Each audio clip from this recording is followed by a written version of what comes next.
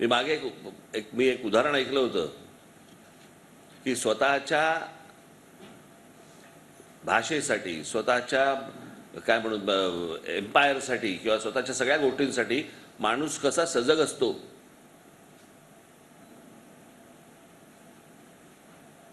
म्हणजे तुम्हाला एक उदाहरण म्हणून मी फक्त तुम्हाला सांगतो की एकदा काय म्हणतो त्यावेळेला जेव्हा सुरतेवरती जेव्हा स्वारी झाली महाराजांची, तेव्हा महाराज सुरतेच्या बाहेर होते आणि तिथून महाराज पत्र पाठवत होते. अनेक व्यापाऱ्यांना, अनेकांना पत्र पाठवत होते. त्यावेळेला तिकडे ईस्ट इंडिया कंपनी होती, तिची वखार होती. आणि त्या ईस्ट इंडिया कंपनीच्या वखारीचा जो प्रमुख होता त्याचं नाव होतं जॉर्ज ऑक्झेंडन. मी तुम्हाला जॉर्ज ऑक्झेंडन मुद्दा म्हणून तुम्हाला नाव सांगितलं.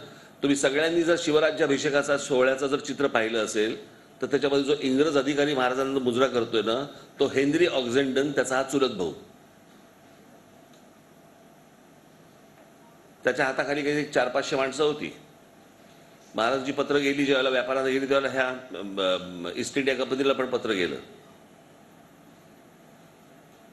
त्याने पत्र पाठवलं की आम्हाला तुम्ही जे सांगताय ते आम्हाला मान्य नाही आहे, आम्ही ते काय करणार नाही. मग काही व्यापाऱ्यांनी पण तसंच सांगितलं. त्यावेळेला तिकडे औरंगजेबाचा जो वजीर होता, तिथला जो माणूस होता, त्याचं नाव होतं इनायत खान. त्या इनायत खानने त्याचे वकील पाठवत होता. तो महाराजांचा वकील जायचा, त्यांचा वकील यायचा. एके दिवशी त्यांचा वकील आला. खरं तर वकिलावरती हल्ला होत नसतो किंवा करायचा नसतो, पण तो जो वकील आला त्यांनी महाराजांवरती हल्ला केला, जीवघेणा हल्ला केला. आणि तो जेव्हा जीवघेणा हल्ला झाला त्याच्यानंतर महाराजांनी सर्व मावळे आपल्या आतमध्ये घुसले सुरतेमध्ये. त्याला हा इनायत खान तिकडच्या सुरतेच्या डोंगरावरती पळून गेला त्याच्या सगळ्या सैन्यासह, आणि सुरत अख्खी मोकळी पडली.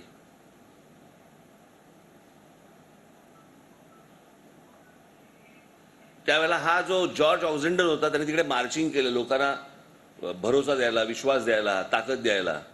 त्याचं काय झालं नाही पुढे.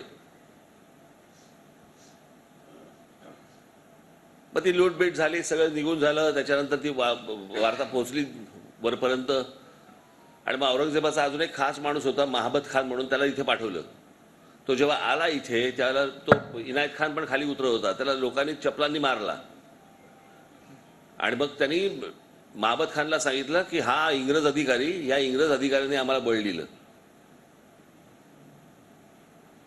तर त्या महाबत खानने एक तलवार काढली त्याच्याकडची, सोन्या माणक्याने, हिरा मोत्याने मडलेली, आणि ती तलवार त्याला दिली. तो बोला हे काय आहे? तो बोला नाही, तू म्हणे तू आमच्या माणसाने जे केलं नाही ते तू केलंस म्हणून तुला ही भेट देतोय मी. तो बोला मला नको भेट. तो म्हणतो असं समज की आमच्या राजाने, बादशहाने तुला ही भेट पाठवलेली आहे, ही भेट घे तू. आता मी जे वाक्य सांगणार आहे ना तुम्हाला, ह्या सगळ्या कथेनंतरचे वाक्य आहे ना, की माझा देश, माझी भाषा, माझ्या सगळ्या गोष्टी, माझी जमीन, याच्यासाठी माणसं कशी प्रामाणिक असतात की ज्याच्यातनं साम्राज्य मोठं होतं. त्या जॉर्ज ऑक्झेंडनने त्या महाबत खानला सांगितलं तुमच्या बादशाला जर आम्हाला काही द्यायचं असेल तर ईस्ट इंडिया कंपनीला इथे व्यापार करण्यासाठी 50% सवलत द्या. लोकशाही मराठी ऐका, पहा, जागरूक रहा.